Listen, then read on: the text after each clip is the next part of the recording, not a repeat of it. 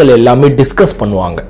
அந்த டிஸ்கஸ் பண்ற விதம் இது மொத்தமாவே ஒரு டயலாக் ஓரியன்டட் படம். பேக்ரவுண்ட்ல ஒரு மாண்டேஜாவோ இதாவோ ஒரு ரோஷமன்லையாவது உங்களுக்கு மாண்டேஜா உங்களுக்கு காட்டுவாங்க.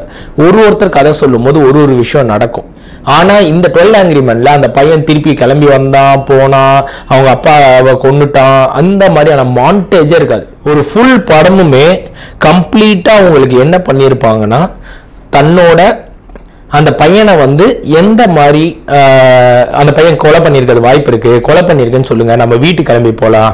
இந்த பையன் அதுல ஒருத்தரா மாறுவாங்க. கடைசியில பாத்தீங்கன்னா அந்த பையனை தப்பு பண்ணிருக்க மாட்டான்னு சொல்லி ரிலீஸ் பண்ணிடுவாங்க.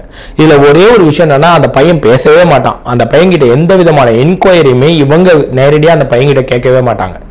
இந்த 12 பேர் அவங்க கிட்ட இருக்க மெட்டீரியல் எவிடன்ஸ் பிஹேவியர் அந்த கதையை அந்த பையனோட பிஹேவியருக்கு ஏற்ற மாதிரி அந்த கதையை உருவாக்குறது